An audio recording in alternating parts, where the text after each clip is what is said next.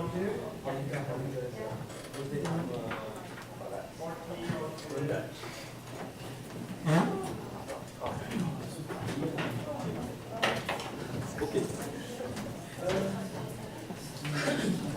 Tomorrow.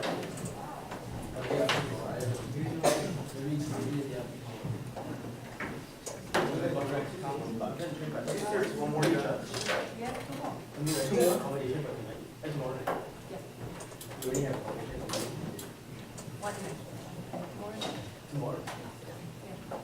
Because I'm giving the talk. Yes, you mean tomorrow. Just recognize that you got accommodation. For you. Like, I know you.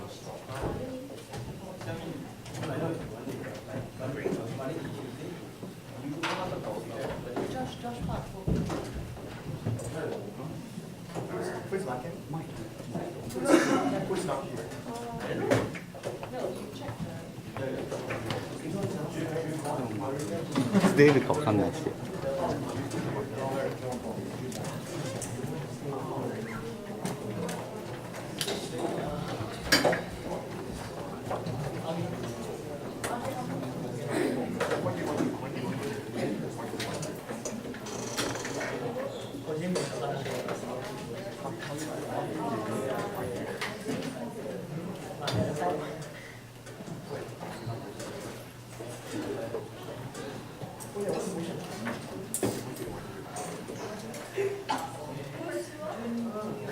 Yeah.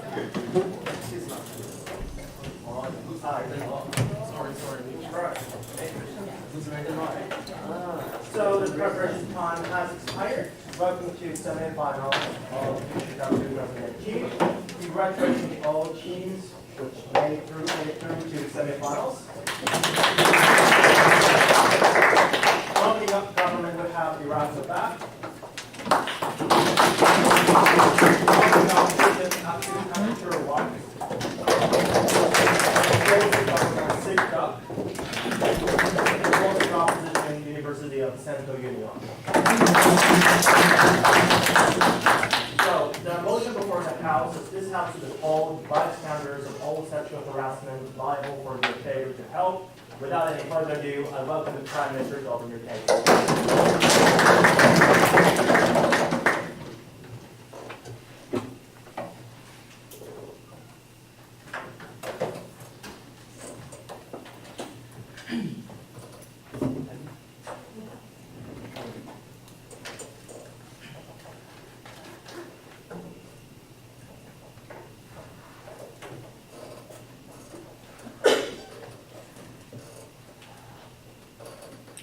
There's a clear failure in the current law about sexual harassment. That's to say, it only punishes deeds. It only punishes acts of sexual harassment. But we think that sometimes not doing something that they could have done is also morally culpable and also complicit to that harassment that hurts individuals and sometimes kills individuals. We're more than happy to tackle it from side affirmative, proud to stand on the opening proposition. Two things. First, why it is the only solution possible that we as society can have as a silver lining. And secondly, I'm going to talk about what kind of standards makes them liable about that choice of not doing something they could have done. So what are precisely our model, right? So we need to clearly define, what do we mean by failing to act? What are the actions that we think is important as a minimum standard as any person who are living around, walking around these victims of sexual harassment? We think, at minimum, at least they should report the incident to equity officer, even if it is anonymous. It is done anonymously. We think that's perfectly right. And if that equity officer does not exist in that corporation, that means we are more than happy to punish the corporate executive because they know the consequences clearly if we don't have equity officers that can prevent those incidences from happening, and they're complicit to admitting that phenomenon of increasing the number of sexual harassment and no thank you, having no measures to prevent that. And if that equity officer who are reported of that incident don't act against that in order to prevent those things, they are the ones who are regarded as bystanders. We're more than happy to punish those individuals, make them, no thank you, criminally liable. And what are those things, no thank you, what precisely equity officers in those corporations should do? They should alert those bosses, for instance, and warning stuff, and also maybe fire those individuals on the ground, and also at least we should be able to recognize, they should at least tell individuals that that act they committed, maybe unconsciously, maybe unintentionally, is something akin to sexual harassment, is something we regard as sexual harassment, and you need to tell individuals that that is the moral action that we need to require individuals, individuals to take. What? Clarification. Okay. Alright, on the street, on the train, sexual harassment does not necessarily happening only in the office. How to deal with those situations who need immediate help? So if a guy recognizes, clearly sees that sexual harassment is happening on the train and don't report it to the station officer, for instance, we think that's equivalent, right? So that's the response. So, moving on to the first issue about why is this the only solution that we've got as a society? You have to recognize currently there's a lack of collective action, there's a lack of pressure for individuals who are complicit to the sexual harassment. We are talking about bosses who are not afraid of actually conducting sexual harassment to subordinates because they basically don't risk anything. They can get away with it, no thanks, because they know that they are less likelihood of individual victims coming up and reporting it to their equity officer and around people who are around criticizing them, bashing them, saying that this is wrong. And secondly, we think that there's a power imbalance between bosses and subordinates, meaning the fact that they can silence individuals' victims and prevent them from ever having a chance to report it to the police, to the equity officer, because they know the victims are too weak to do that. And lastly, because of the atmosphere, crucially, that goes on with it. That's the kind of values, that's the kind of atmosphere that's complicit, tolerant to that action of sexual harassment. The consequences of this is, first of all, no one is going to voice out under their side of the house because they're too afraid of it. And secondly, even if some voices exist in that corporation's workplace, no thanks, they are crowded out and no one backs it up. And therefore, they don't have enough power to stop that harassment from ever happening again, ladies and gentlemen. And after taking this proposition, what will change, right? We can achieve that collective action inside that workplace, for instance, and people who are around inside the train, for instance, are more aware of what is actually happening right before their eyes. They can't be getting away with it, pretending to be ignorant. At first, that incentive will be fearing the punishment in the corporations, for instance. But when time goes by, we think this creates an atmosphere in general that prevents the sexual harassment from happening and prevents the tolerant atmosphere that we see in the status quo. Ladies and gentlemen, why is it justified, right? We think the definition of criminal liability and the definition of degree of punishment differs from context to context. No thank you, drug abuse in Japan is not that much punished, but in Philippines it's punished with the death penalty because the situation surrounding those phenomena in Philippines is so dire that they need that measures to prevent those things. No thanks. And secondly, I'm going to talk about what makes them liable. Crucially, ladies and gentlemen, being able to anticipate the visible consequences of that action and accepting the bad consequences towards somebody else, you are already complicit to the harassment. So we think there are several reasons that can make them criminally liable. First of all, simple counterfactual under their side of the house, right? If you had acted, it would have stopped, right? Especially in the first argument, we told you this will make a collective action and will make it far more easier for individuals who are around bystanders to actually voice out. And secondly, crucially, not doing something is morally equivalent to doing bad things. For example, knowing that there's some poison inside this tea and looking at somebody else and watching somebody drink this poisoned tea and dying on the ground, we think that should be punished. If children have diseases and not if parents decide not to take them to hospital, we think that anticipation of bad consequences and not acting is also akin to harming individuals who they could have saved on the ground. And also not giving plastic bottle to drowning girls in front of your eyes, we think is always complicit to that death and to that harassment in this case. And we think on our side of the house, accepting that harm, ladies and gentlemen, is already akin to anticipating and contributing to that harm on the ground precisely because they know and precisely because they could have acted something, right? For all those reasons, ladies and gentlemen, proud to propose.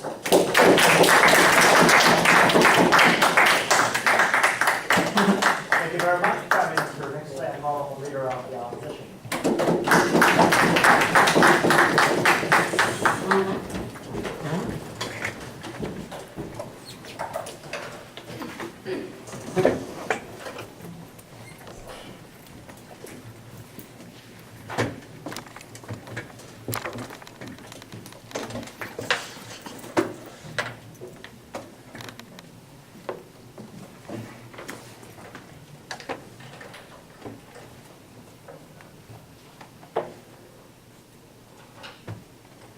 The model that the government had talked about was to hold somebody criminally liable in terms of not reporting a sexual harassment. We think that in terms of going for the criminal liability, we have to be extremely careful because we think that we apply different standards when we hold somebody like civilly liable or civilly responsible and criminally liable. And we're going to tell you why this inaction is not actually applied to the case of criminal liability. Before that, we think that inaction can be held criminally liable, and there are cases of holding somebody criminally liable. For example, the cases of like children, parents, when children are in desperate illness, parents are not taking care of it. But we think that this inaction is not because inaction itself is harmful and inaction itself can be automatically be responsible, but we think that rather parents are by law obliged to actually take care for their children. But we think that just by bystanders doesn't have a criminal obligation, and they do not have a obligation to actually seek for the benefits or seek for the welfare of those kind of people, like for example their colleagues or the people who actually go ride the train with them.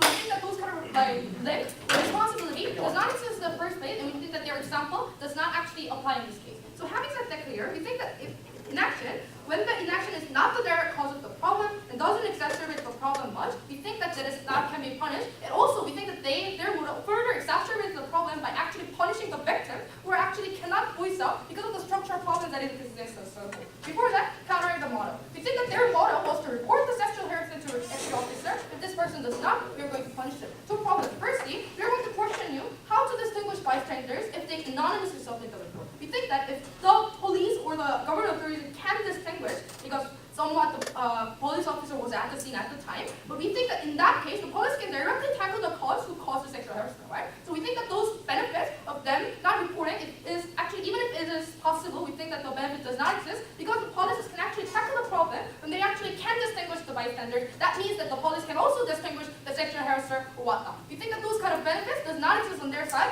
even with their model at the first to begin with. And also, even if they can distinguish, we think that it is unproportionate punishment for those kind of different levels of bystanders existing. So how can you distinguish whether this person actually saw the sexual harassment or not? We think that, for example, in the case of a train, we think that those people who are adjacent to the crime would be held unjustly more culpable or unjustly more liable in terms of actually not reporting the crime. We think that those kind of things are actually a bad model to set with the first place. So there are two arguments. Firstly, they talked about this is the only solution possible. We think that their argument by saying that this is the only solution possible does not require these victims to actually voice out for their colleagues when there is a very sufficient and active harm that is very, very possible to be caused to them. So for example, CEO of companies. You think the company is a very secretive organization and there is a very, very high structural hierarchy existing. When this person reports to the recruiting officer, even if the report is very, very anonymous, we think that they will find out who actually reported the cause. We think that those victims, colleagues who did not receive a direct sexual harassment but did not report it, the colleagues whose colleagues actually did, we think that this, making these people morally culpable to actually not to report those kind of cases is actually a double punishment because they could not report to the case because they feared the consequences that will actually rise from the action because of the structural problem that exists. We think that the argument saying that this is the only solution possible, so therefore we have to hold somebody who's like able to solve the problem liable is very, very untargeted, like mistargeted at the first place, because they are targeting the victims of structural hierarchies, not the actual perpetrators, the root cause of the problem. Second argument, they said that what makes somebody directly liable, criminally liable, is to being able to anticipate the causes, consequences of their action. This might be true, but we think that in some cases the criminal justice system actually excludes some cases where even if they can anticipate the consequences, we do not hold somebody criminally liable. For example, like self-defense cases. If they actually kill somebody who is certain to kill them, we actually do not hold this person criminally liable, because we think that even if they can anticipate the actions of killing somebody, we think that this is not like a threatening action to first place, and we think that like just by being able to anticipate the consequences does not make somebody criminally liable. Having said that, that nicely leads on to our first principal argument, which is about the principle of CJS. We think that all else, including criminal justice system, especially, is based on the promise that people act rationally, right? So we think that we cannot hold somebody liable for what they cannot rationally do, i.e., we cannot anticipate or expect irrational behavior and hold them liable for not doing that behavior. Why does it apply in this case? We think that in those kind of secretive organizations like companies or whatnot, we think that there are very, very structural hierarchies existing. So therefore, by reporting this incident, they are facing like job loss, and which is very detrimental to their life situation. They can say that we are going to change that rational calculus by punishing them, but whether we think that that actually is not enough, that even if we actually increase the amount of punishment, we think that that is actually not comparable to the losses that they actually harms that they actually get by the job loss or by the structural hierarchies that are actually existing. We think that just by individuals voicing out in this kind of structural hierarchy cannot make actual change, but rather it causes harm to punish them, not to report them. So we think that in the context, where does sexual harassment occur often? We think that there are three characteristics. Firstly, it is very secretive, and there is a very lack of public attention and transparency. And secondly, we think that there is a strong hierarchy existing. That is the reason why the sexual harassment is prevalent, but nobody's reporting it, as they have correct characteristics. And thirdly, therefore, those kind of equity officers will not exist in the first place, or even if they exist, they are going to be in the process of that social hierarchy. We think that having the contextualization, we think that the principle of that we cannot expect somebody to act irrationally, and therefore we have to push for them to solve for the solvency of the problem does not sense in the first place. We think that in terms of CJS, direct intent and direct action and direct harm is very, very important in terms of proving that this person is criminally liable. But do you think that those things, and also causality, does not exist in the first place for these bystanders? Going on to the practical level, which is the most important thing that we're going to talk about, we think that protection of victims of structural hierarchy can only happen on our side. We think that this is the motto of the government, is the double punishment to somebody who doesn't deserve punishment at all, because who for this bystander? Those are also the colleagues, and those are also the victims of structural hierarchies, but pushing them to actually report those cases are actually harming those kind of people, and also like making them like job loss, and making them those kind of face the harms that they are possibly getting, and also holding them criminally liable. We think that this is a double punishment to the people who doesn't deserve punishment at all. And also, we think that those people are also potential victims, so they are actually facing the harms, sexual harassment that are actually being forced in the rampant in those kind of like people. We think that this is also detrimental. Secondly, because the narrative actually changes. These people probably would think that not because like those root cause caused the problem, but because those bystanders did not contribute to the solvency of the problem, people will think that why didn't report? Why did not you report? So those kind of narrative change actually hinders the attention going to the root cause of the problem, and actually shifts the attention away from them and goes to the bystanders of not reporting something. We think that because of this reason, the principle of CJS and practical effect of protecting the victims, we are happy to oppose.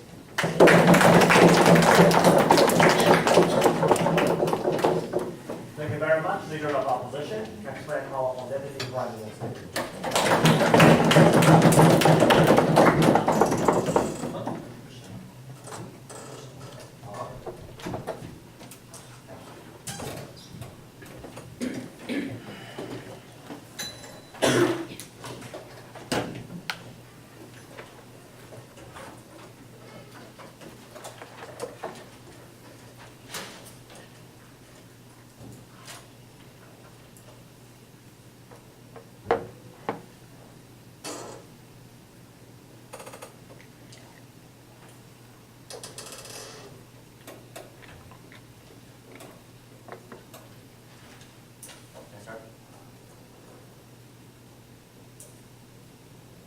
it's interesting when the previous speaker said it's okay to punish the parent when they fail to protect their children because it is defined by law. When we're talking about law, right? Because what this motion is going to do is to change the law and put the responsibility on these individuals, right? So if you can see that parents have a responsibility to act to prevent the harm to its children, the same principle must be applied. When you are the only actor to prevent the massive harm, that is when you are going to be responsible to that outcome. Same model, same principle. We think opening opposition join our side. What am I talking about? I'm going to be firstly qualifying what is the metric for this debate and why criminal justice system can be applied. But secondly, that's going to be the main contention. And I'm going to be firstly looking at whether or not the risk of acting is so huge. But secondly, I'm talking about whether or not these people are responsible. Because the entire opposition bench argument may be its self-defense argument. Okay? But for that, several clarifications to begin with. So opening opposition just tried to say that this model are going to be abused. But the thing here is that if it's going to be abused, that's when we're going to be punishing the CEO and the boss, right? And if we look at labor abuse, for example, yes, it is not that transparent, but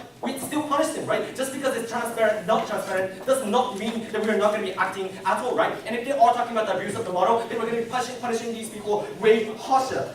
That's why we don't really think it's much more realistic. But more importantly, if we look at the capitalization of boss or executive or CEOs, these people have incentive to prevent sexual harassment. But the fact is, these people cannot act because they don't really know, because no report is actually happening, because the middle boss are going to prevent their subordinates to report, right? Because they're going to be fired if it's reported by the boss. The incentive of the CEO or the executive board is to prevent sexual harassment because it hurts the reputation of the company or their own institution anyways, right? That's why I don't really think it's that it is realistic for the opening opposition to talk about the abuses like this happen. So now, let's clarify what is the definition of criminal justice system and why it can be applied. Well, Prime Minister have clearly pointed out two criteria. Firstly, when you recognize that outcome is going to happen and you accept that it's going to happen, and two, when you could have act with not a considerable amount of harm, that's when you're going to be regarded, and if you choose not to act, that is when you are going to be morally equivalent to choose to directly act. That is why, if the person right in front of you are going to drink a tea full of poison, and if you know that, and if you could prevent that, that is when you're going to be punished. If you fail to call the ambulance when people are bleeding, and if you can just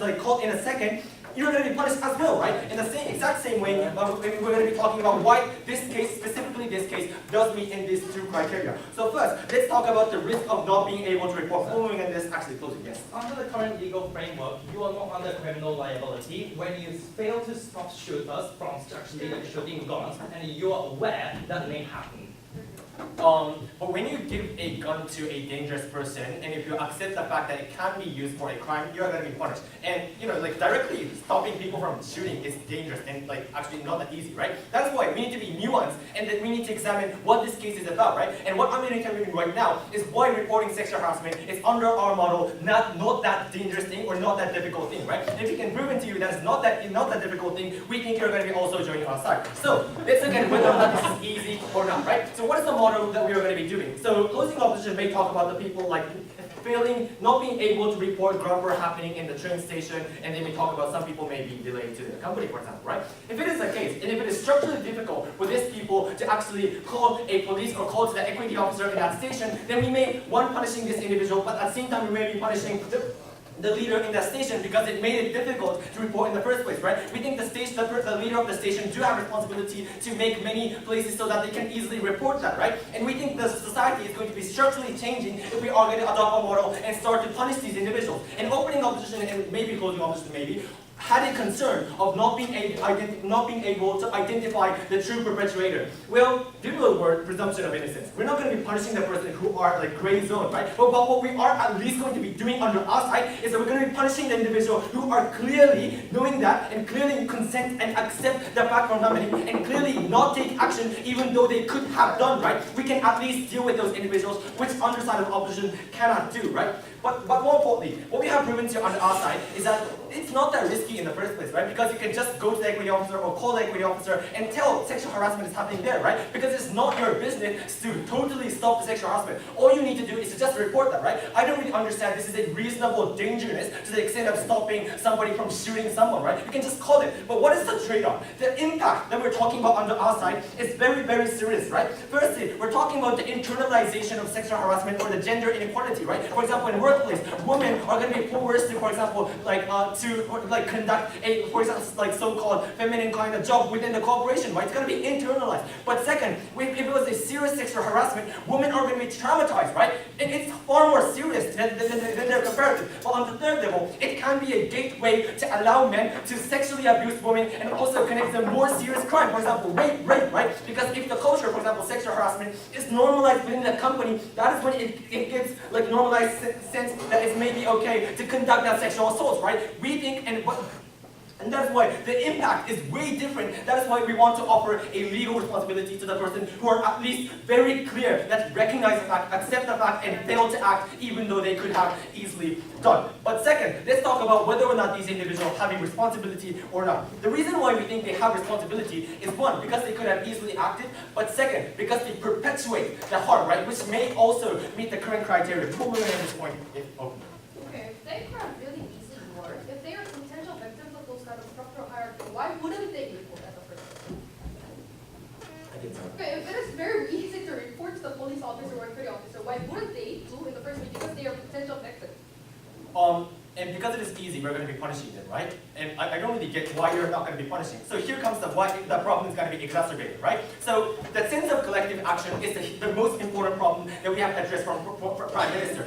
If you assume that somebody may report, you choose not to report, but it's going to disappear under Asad's house, right? Because you may be the target of this punishment, right? It's really, really dangerous that you just rely on somebody who may or may not be reporting, right? Which kills the opening of this potential counter-analysis saying that we're going to be also having this model anyways, right? But on the second level, we think the collective action is way worse in the status quo. Why so? Because the moment that you choose to side with the the person who sexually harassed person is the moment that you participate in this justifying the sexual harassment and also going to be further victimizing the victim of the sexual harassment, right? The moment that you choose to remain silent is the moment it's making it harder for people to report to the equity officer or the boss, right? For all that reason, ladies and gentlemen, because we think the gravity of the harm, the right that we are fighting for, is far more important than just ignoring or just not doing the 10-second report. For all that reason, I'm more than happy to prepare this.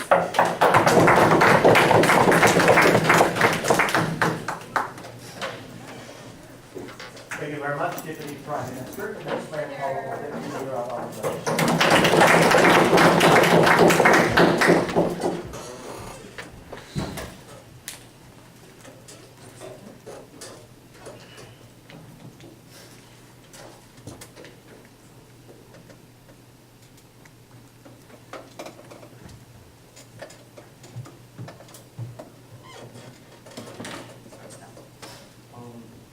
Mr. and Madam Speakers, if punishment solved everything, we'd be sending hordes of people to the town guillotine and call that a solution. Obviously, that's not the case, right? I think that their case is based on a gross misunderstanding of how the mental calculus of bystanders actually work in a realistic context. Because as a result of this model, these bystanders are forced to weigh the harm they would face from being punished by bystander charges against the benefit of retaining his or her career or job when they ponder staying silent, right? What we tell you is that the benefits of job career security still outweighs the expected harms of being punished by bystander charges by a landslide. Therefore, no changes occur. They only harm bystanders that are victims or marginalized under the structural hierarchy of the corporations. Why? Primarily because the probability that the sexual harassment will be exposed to the public or receive meaningful attention that leads to tangible change, and tangible change for these people that are abused is exponentially low to begin with. Therefore, the solution doesn't happen. They're the only one that gets marginalized. And actually, this is where our principle comes from, because they actually accuse us of not having a principle. Our principle is that this model, their vague model, isn't even an extension of the Good Samaritan law. Because the premise of the Good Samaritan law is that the person with the ability of providing help is not in a situation of significant harm or danger. You cannot punish a person with no direct causational link because to the problem, because everyone deserves a right to prioritize personal safety, the right to self-defense, right? But let's move on to the more fundamental part. Why the probability that the sexual harassment will be exposed to the public or receive meaningful attention is exponentially low. Number one, let's look at the people who are in charge of punishing these people, punishing the sexual harassers, the abusers, and the people they talk of, right? Mostly the higher-ups of the corporations, but right? Even if it's not the CEO, perhaps the equity officers that they themselves mentioned are higher-ups within the corporation that has tied interest to the corporation, meaning, yes, they talked about corporate reputation. I'm going to talk about that right now. Who do you think the higher-ups, like CEOs, have a higher possibility of believing? The words of his trusty advisor or lieutenant that he handpicked and educated and appointed and promoted? Or for instance, a female intern who he has no connections to, barely stayed in the corporation for a year, who would he trust? And even if that's not the issue, who would he want to trust, right? He cares about the reputation of his company. He also cares about the reputation and the welfare of this guy that he prefers, right? So what happens is, his calculus would not be to expose the sexual harassment, like they say, because he cares about his company. His calculus would be to cover it up, and fire, or bribe, or threaten the bystanders to shush up, right? And this is where our calculus comes in, right? Because in bureaucratic corps, the opportunities of you being promoted, earning, for instance, more income, earning opportunities or specs that can prove yourself as to get promoted or get more recognition is solely dependent upon the evaluation of your higher-up, right? So in both positive and negative incentive structures of these people, the calculus that these people make is if the cover-up rate, if this issue is going to be covered up anyway, and if I am identified as the reporter, I'm going to get fired, shushed, or bribed to begin with. If that is the case, I would rather choose to have a safe job than not to go against my higher up, because obviously that guy is the one holding my chances of promotion, holding my chances of earning higher income. My option as a bystander would still be to shush up, right? In which case, I think that their model doesn't really solve the problem in general. What their model does, however, is punishing the people that actually stand up, because I think, and while still having the issues covered up, right? Because if these people, by a miraculous chance that they actually tried to prove in this debate, try to come up and report, and the most likely situation here is that it's going to be covered up, and that person's the one that's going to get fired, right? Or fired, or went against the reputation, and all of the charges he faces is this charge that it's attributed to the individual, right? I don't think that the society or the government has an adequate mechanism of compensating this person for the harms he faces regarding, like, reporting these cases or whatnot, right? If this compensation system doesn't exist to begin with, and by the way, you don't get to take that as government fiat, you can't just say that the government can pay them. No, the government can force them to employ them. No, that's not going to happen. You don't get to fiat that. I think that if that's the case, you cannot force these people for making the calculus that actually was dependent upon these people. And we're telling you, right, that through the case example, no, you're barracking, it wasn't 15 seconds. We tell you that these people are minorities within the corporations to begin with. These people are victims of the structural system to begin with. And now you spread and proliferate that harm by harming these people, forcing these people to come up, even if your model miraculously works, which I think doesn't happen, right? So I think that if you weigh the tangible effects and the tangible probability of what's really going to happen, I think we take this debate. Here. Okay, so when there are already government office, to make sure that labor abuse is not happening, if the equity officers are going to be sent by the government, are you going to join ourselves? No. Okay, number one, if the government sends the equity officer, he will be boxed out from the entirety of the company because he doesn't have tied interest with the higher-ups within that company. Therefore, the higher-ups and the people would refuse to provide him with information and choose to ignore him. But number two, even in the case where they send a really powerful person, like a 장관 like a minister to a company, I think that that's the case where these people will be bribed and actually secured by these people to begin with, right? But even if that's the case, I don't think that they can assume by fiat that they have the human resources to send equity officers to every corporation and ensure that these things happen. So I think that your model falls out to begin with, right?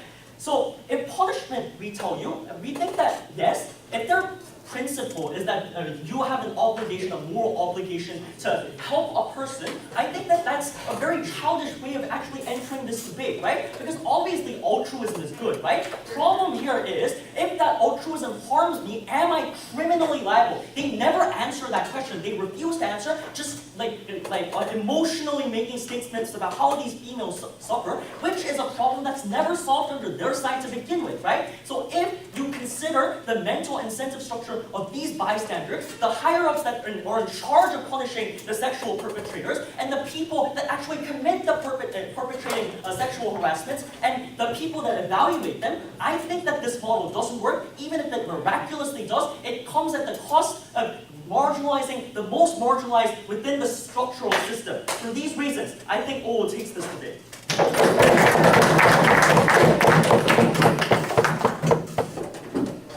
Thank you very much, Deputy Leader of Opposition. Nextly, I call Member of Government.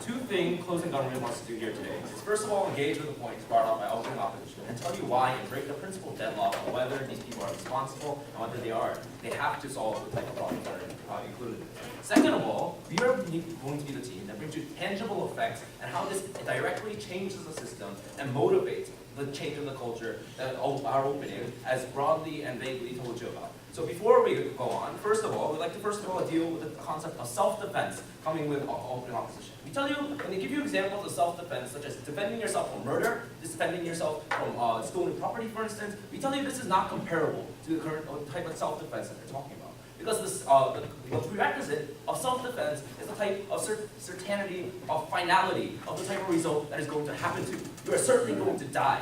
You will never be able to recover the property that you lost, whether it's intellectual or physical. We tell you on the other hand, yes, you do get harmed, but it's not something that you can never recover from, right? Just if you get fired from Samsung, for instance, if you get fired from Sony or whatnot, we think it's illogical to say that you'll never be hired again. You can't even work for a living wage at anywhere in the world, in any type of country, in any type of managerial position or whatnot. So we think that the concept of self-defense fails when the type of finality of that damage is not proven by opening opposition. Oh wait, yes?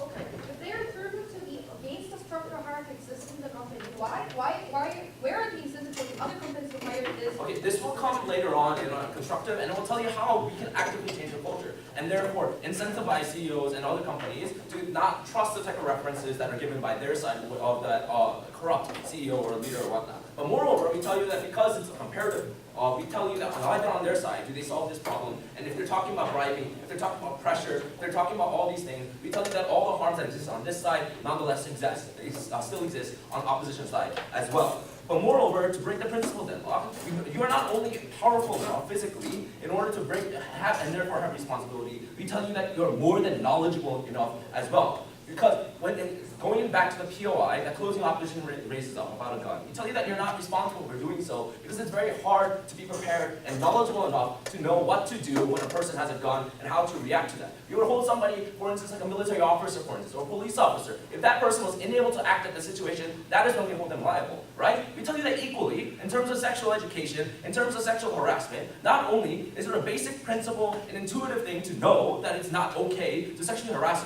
somebody else, we tell you that in the status quo, it's already prevalent in terms of sexual education, and that you should not sexually harass them. So if you're already knowledgeable, if you're already educated in the ways of how you can stop this type of things, by either if you go into a club, making sure that your friends' drinks aren't spiked, for instance, or making sure that these people are accompanied to the bathrooms when you go into shady corners or shady restaurants, for instance, when you're already knowledgeable of this, educated through this, through primary education and whatnot, we say that's the point when you become responsible and you become equivalent to a police officer at a shooting instead of somebody simple bystander at a shooting. We tell you that's the difference, and that's why they have responsibility. So moving on, we tell you that regardless of reporting, regardless of whatnot, we tell you that it's going to bring significant improvements to the legal system itself. Because the beauty of reporting, and whether you have a report or not, is we're going to tell you that we're going to be able to get all the types of facts, all the witness statements needed for this type of investigation, right? We tell you that first of all, if they submit a report, they're going to have to submit a very detailed report as to what happened, what time it happened, or why they were there, or whatnot. So in that case, we tell you that in that scenario, as the opening government stated, you already have an ideal situation where you have all the facts. But let's go into the scenario when these people start not to report. And what we tell you is that because they're criminally liable, now prosecutors can hold them between a rock and a hard place, right? Meaning that the current status quo's main problem is there's a lack of evidence, a lack of witnesses to come out and vouch or to prove that such sexual harassment happened, and therefore it becomes extremely difficult for the state to punish the people responsible for this, right? So in terms of this, we tell you in 3 scenarios. First of all, in terms of physical evidence, especially when you're talking about as broad as sexual harassment, when there could be no physical evidence, but it's purely language or harassment through structural means or whatnot, we tell you it's extremely hard to prove physically that, or tangibly that these people are criminally liable or that the perpetrator did something wrong, right? But second of all, we tell you if you're a close friend of the bystander, the very fact that you did not help them provides you a sense of guilt and makes you very difficult to face up to the facts of the scene, or it makes you want to deny them even more. It makes you very difficult to look at your victim's face, your friend's face, and therefore vouch for them in terms of witnesses, in terms of doing something for them. We think if you're a close friend and you have nothing to hide, you would probably acted on the scene. If you didn't act on the scene, we tell you, and that's the reason, that's when it becomes very difficult for any type of prosecutor to convince you to come out to the stand and vouch for your friend and say that he or she was a victim of sexual harassment. Moreover, we say that random people have no incentive at all to come out and become witnesses. For the very same reasons that they talk about, that there's a hierarchical oppression, that these people have more resources or whatnot, we tell you that, and merely the fact they probably don't even care, because it's something that they don't know about, they don't care hugely about what happened, and it costs a lot of time and effort to be a witness at a trial. We tell you in that scenario, and that's why in this current status quo, there are current problems as which we don't have enough witnesses, right? But as long as we hold them criminally liable, even if they face immense types of burdens coming from opposition in terms of losing their job or being corporate types of financial losses, we tell you that prosecutors now can hold them equally to a strong burden of what they're going to do, because now they can charge them with criminal offenses, they can charge them for financial fines, they can be the ones that can equally pressure them. So this is, we would like to bite the bullet here and say that yes, these people will be harmed, but nonetheless, if they're going to be harmed anyways under opposition, we like to push them and make them vouch and go to court and become witnesses. And we tell you the impact of this is that when you have a large amount of witnesses, a large amount of bystanders who are all forced to come to the stand and truthfully talk about their experiences, truthfully talk about the facts of the situation, that's when a court's case, a state's case, prosecuting against sexual harassment becomes extremely strong. And we tell you that first of all, we tell you that inevitably there will be 1 or 2 or it's a couple of types of powerful people who can be persecuted under this because of a stronger court system, because of stronger witnesses and stronger evidence from the get-go. And in that case, we think, as like the Me Too movement, we can start a movement as to which there's some type of stifling effect, a chilling effect upon these higher-ups, because now they understand that they're now not able to avoid the court, not able to bypass the legal system, and not able to they're not immune from the state, because the state now has tremendous resources through witnesses to prosecute these people. And furthermore, we tell you that becomes extremely more dangerous for the CEOs if closing is going to talk about how they're going to be bribing these witnesses or whatnot. We tell you that it makes them even more liable and makes them even more dangerous and makes it even more especially easier for the state to catch these CEOs and put them in jail at the long run, right? So at the very end of the day, what we tell you is a tangible mechanism as to which now prosecutors can now force these people up to the stand, make these people go up there. And we tell you at the very end of the day, once we have a successful court case, once you can show that there's a strong legal system that actively puts people in jail for having sexual harassment, that is the moment when this type of culture that opening talks about changes. We think that's the closing here, has successfully broken the deadlocks in opening, and not only that, proven to you the tangible effects and how they will be achieved throughout the government side today. Thank you.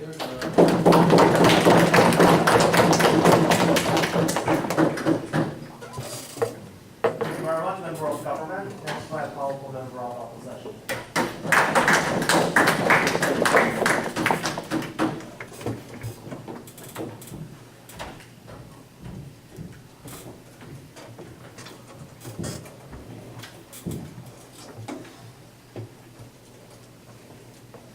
From the closing option, we're going to keep talking about what constitutes liability. Because Owen correctly points out that justice is important and direct involvement is key. Where OG challenges it by saying that it doesn't matter, it's that we want to say victims as much as possible, which was carried on by closing Garnet, and they're okay with closing with social engineers, things like that. The question is that both are partially true in the framework of justice system, but what is fundamental to constitute liability and where it should lie? We're going to talk about firstly what constitutes that liability and why this imposition of burden in that context is unjustifiable. And second, if I have time, I'll talk about why this creates a toxic environment which is harmful for corporate environments in women or investigations and reporting on things. Before that, 2 minutes independent rebuttals. First, we like to point out the impact that coming from GOV is very, very small if they're not willing to take the hard step. What is the hard step? Because if the argument is that they want to save victims as much as possible, why do they not talk about directly intervening in the situation and holding them liable? Like, that's probably the best way because, this equity reacted. They wouldn't be able to be saved from the first sexual harassment to the continuing sexual harassment. And it will be taking investigations and holding them liable, which may take months, which means that they're not doing their best with their principles about saving these people as much as possible. And if it's just this soft argument about just equity officers, generally corporations and their compliance officers do already have it. And generally because it's anonymous and it's no risk and people want to stop sexual harassment in a general level, they would do it. So it's a very limited scenario that this nudging or threatening people to do so would happen in the context. And if it's that anonymous system or this corporation is corrupt, you're simply driving people into a terrible situation where they have to sacrifice their own positions or status in the corporation at the expense of, serving justice and reporting and things like that. That is the harm that we're talking about, because they're driving people into a terrible situation and imposing technically sanctions on them for what they're not responsible about. And that's what more matters, why it more matters, more from my extension. So thanks. Closing garment then talks about, you know what to do, so it's probably best. One, so we already know that even if a crime happens, we don't have to report to the police because they're not technically responsible to it. And they provide no justification why their idea overrides that general understanding. We'll talk about more why that's relevant and important. But also when they talk about we will have a lot of bystanders and have more better investigation and things like that. The thing is that you don't want to be involved in that because even if you heard it, and it's probably that it's up to you to say you heard it, but if you say you heard it, then you're involved in it. And then the question is, did you do your best to help that person? Did you report it to the equity officer whatsoever to do it? And that takes time and you have life priority, and people don't want to be involved in that. That's in the world where you have less investigation, less information, less bystanders because they don't want to be involved in it. And unfortunately, the majority of bystanders are like a crowd of people who can't distinguish, or people in a distance who just heard the incident. And that's important, but they don't want to be involved in it because of the risks associated with criminal sanction, investigation, asking, you've been taken away of your life, and that's the counterproductive consequence on this side of the house. No thanks. Let's talk about criminal liability. So, OG argues it's liable. It's liable because, there's a situation there. And, it's acting and non-active is equivalent. And the unfortunate thing is that that's the only reason. And the reason for this equivalence was just an example about T, not really, honestly, a logic. And it's very, very unclear why, as I talked about in the introduction, where the consistency is between, just reporting and helping us best. Because their example about tea is about this person is about to die if he drinks the tea. You're physically stopping it, but then they're arguing that they shouldn't physically stop it and report to the hospital whatsoever in the future. If their analogy is about physically stopping in the first place to help the victim, they're not making sense with the argument in the first place, but because they didn't have that logic, they're not really substantiating it anyway. Sure. The risk of job loss is nothing more than a transition process. On our side of the house, reporting is not unnatural. It's not bad because everyone does it. When we have this collective momentum in society, how do you engage with that? Then why do we need this policy? Because generally people do it anyway. You're just creating a toxic environment that I will elaborate later.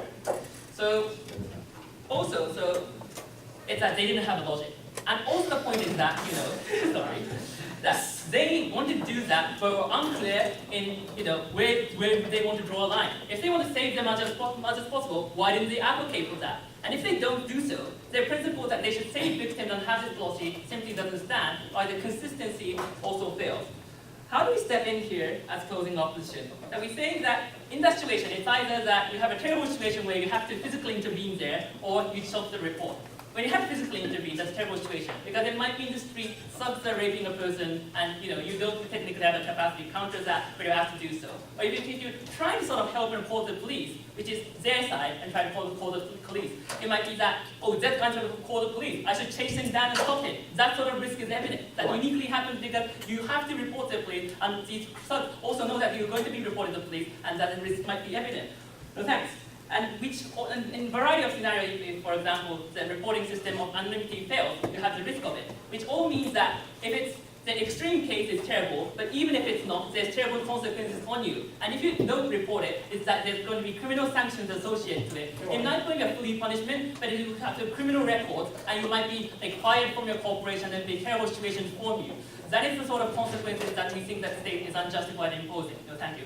Why is it unjustified? Because criminal sanction is an act to seek justice against the offense. That's why punishment and assessment in the court is about the specific action of that offense and the harm involved in it, and it's irrelevant from bystanders or other people. They're just subsidiary individuals that provide the information. Also, criminal sanction is a deprivation of the rights of individuals by the state. It must not be arbitrary. The state has to have a reason in imposing that sanction on the individual. These people had nothing to do with it. We're just not involved in it. They were just there, and there's no reason to deprive the right of that individual. Also, it is that the state has a responsibility to ensure the law. So sexual harassment is a failure of the state. So what they're arguing is that the failure of the state should be shifted to the blame of the individual, and the individual in that case should take the responsibility and be punished because of the failure of the state to ensure that law is enforced. All these reasons mean that all the actions about, they being responsible, they are involved in it, simply does not justify the terrible consequences in every diverse scenario that is visited on the individual ultimately. And that's why on the justice system, this policy is disgusting. But let's shortly talk about consequences. As a corporation, as other people, you don't want to be involved in this fuss. That's why you have less women hired, because that's risk. Less people trying to associate with women, or less people wanted to be with a sexual harassment prone boss because you might be involved in a criminal issue. That's why you have more women at risk and ostracized in other rights in society. Unfortunately, we oppose.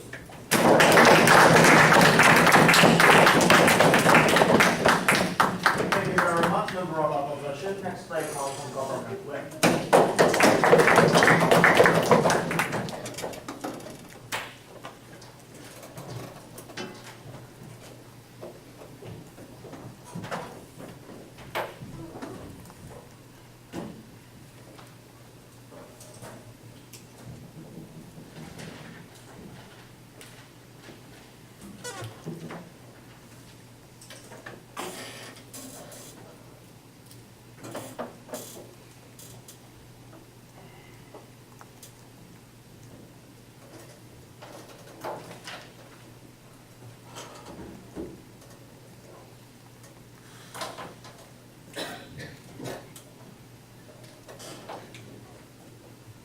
So I think rarely anything about closing opposition, anything unique, right? So let's just combine opening opposition and closing opposition into one, right? So what does side opposition say to this thing, right? They say that double punishment is bad and we shouldn't criminally hold these kind of victims or observers or bypassers liable, right? However, we say that I think our member has already broke this deadlock by saying that in cases of self-defense, and the case that we're talking about is totally different, right? In cases of self-defense, you do not know the case of gun shooting or whatnot. You're not knowledgeable enough. You do not have the capability of actually preventing those harms from happening, right? However, in those cases where you could have prevented it and were fully knowledgeable about the incidents and the possible consequences, we think that is the moment where you're actually criminally liable for that, and that is the reason why we actually broke the deadlock, principal deadlock coming from the opening half, and also coming from closing opposition, right? And secondly, let's just clear up our stance, right? We say that we're going to criminally hold them liable if they are not going to come to the court as a witness, right? However, in the case where they come to the court as a witness, we're not going to sanction them or criminally hold them liable coming from closing government, right? That is the clear model that we're going to do, that we're going to go with, and we do not see any kind of engagement coming from closing opposition or any sense of threat, right? Now directly moving on to my clash. First of all, who betters the CJS system, and secondly, who provides better deterrence of these kind of sexual harassment crimes, right? First of all, who betters the CJS? Let's just combine the opposition into one thing, right?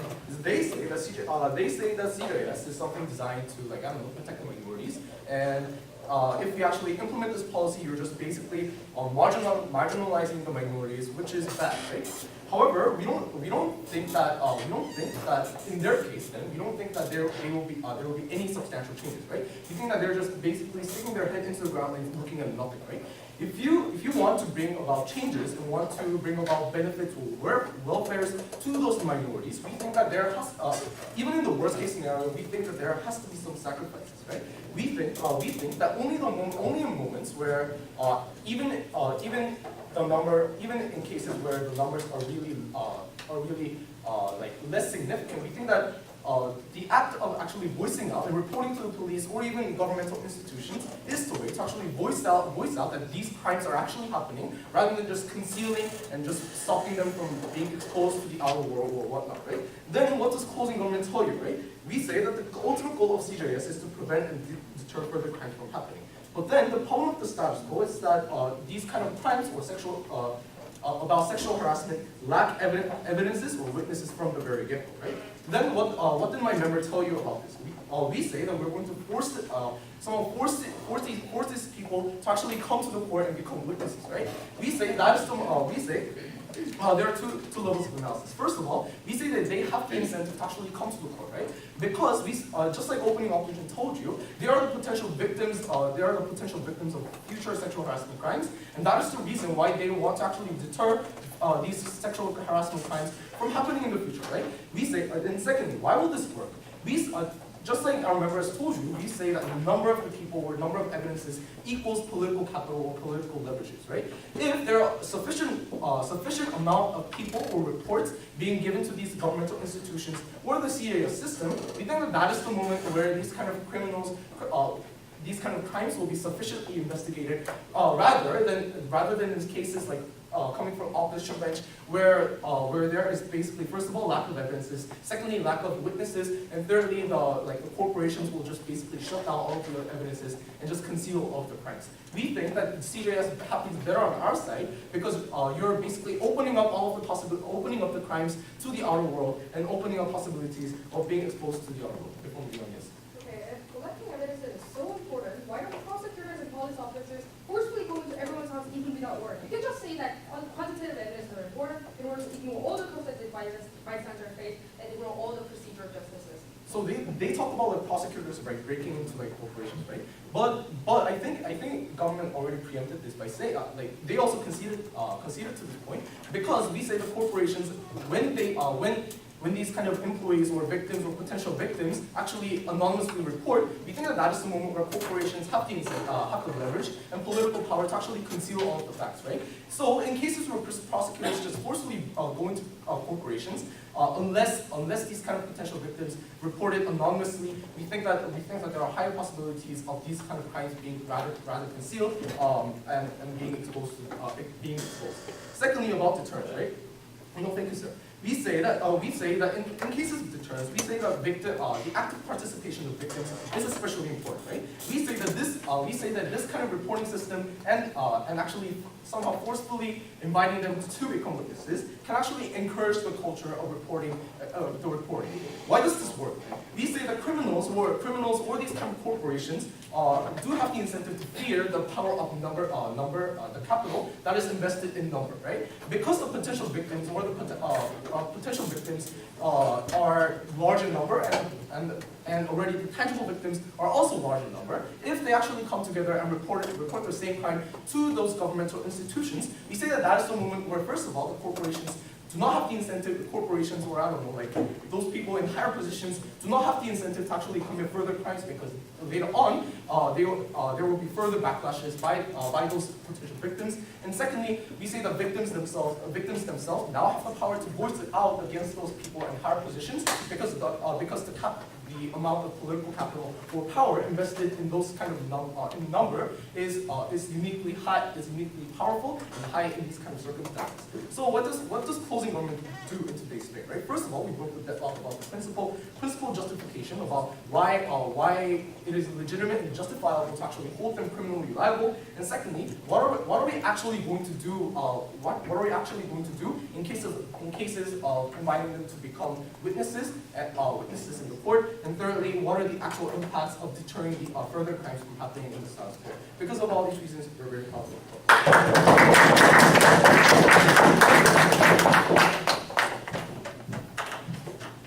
Thank you very much, Government Whip. Now I call on opposition whip.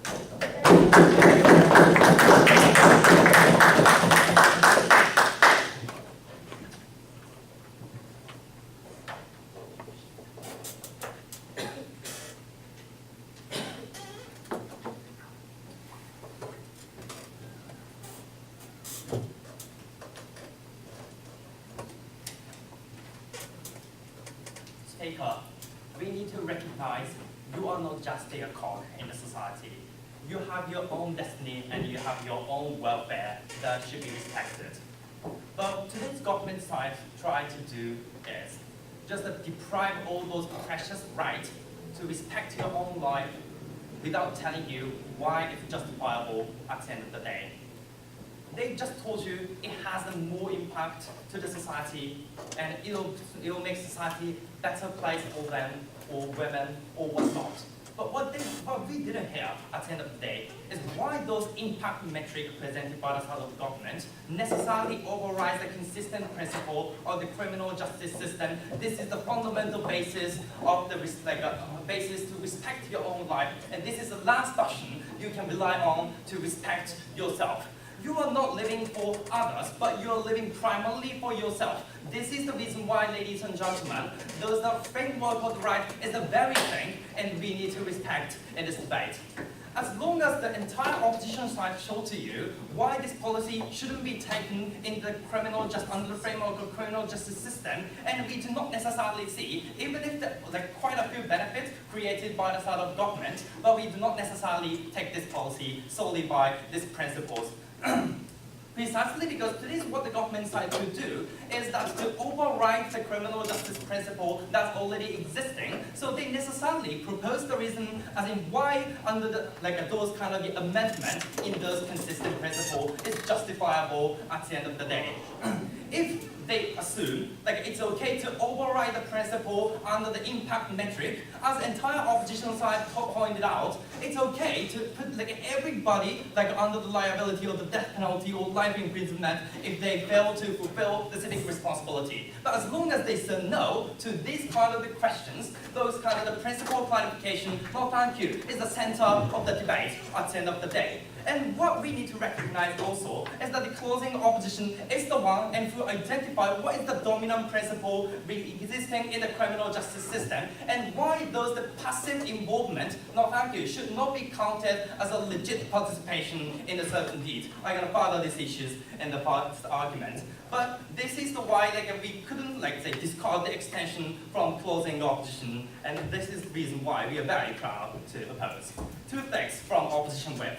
Firstly, examining the justification as in whether it's okay to override the criminal justice principle in based on the lots of the reasons proposed by the side of government, not reasons but examples, but I'm not sure. Secondly, I'm going to briefly examine what will be the potential impact. We also need to recognize today's government model is too optimistic and don't really recognize the reality of the reporting and fulfilling the responsibility based on that. All rebuttals going to be integrated in this page. So let's summarize and what government side has talked about to assess the principal justification from side of government.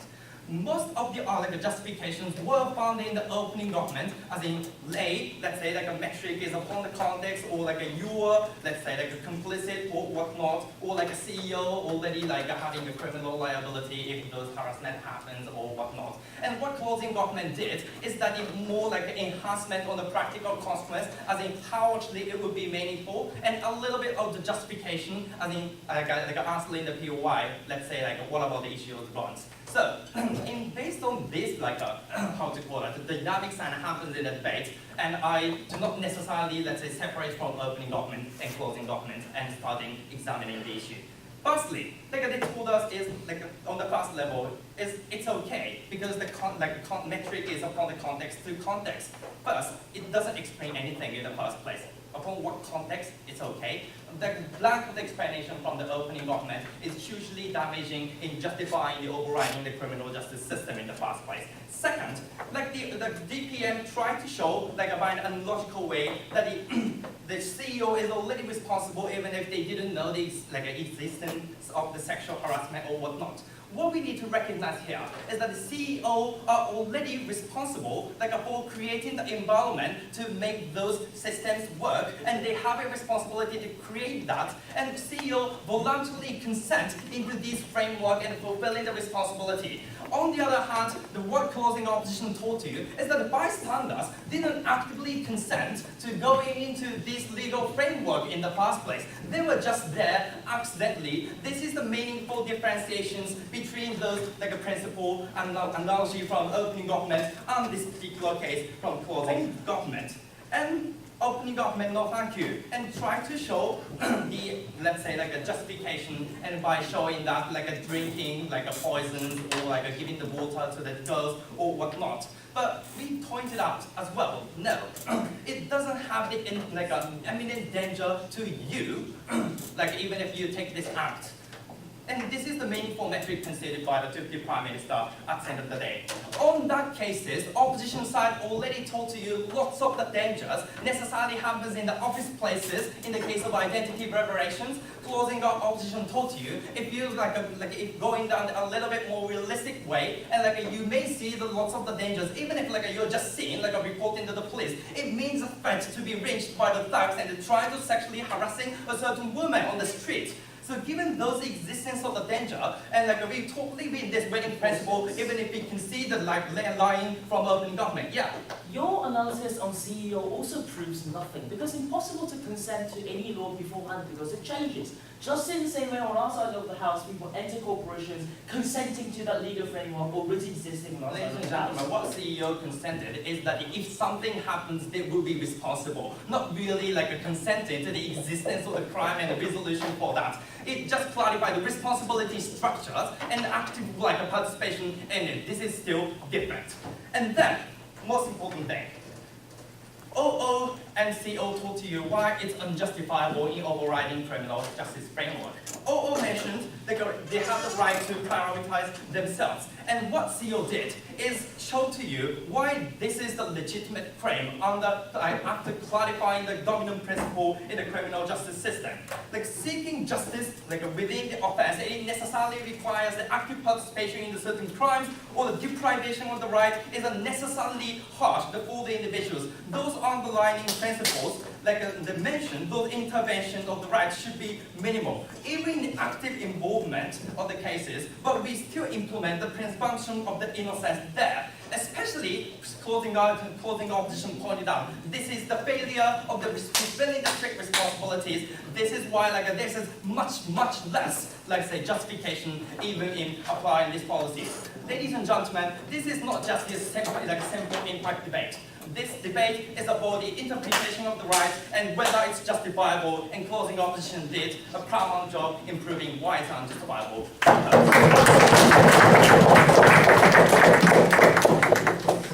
Thank you very much, Opposition Whip. Votes are over.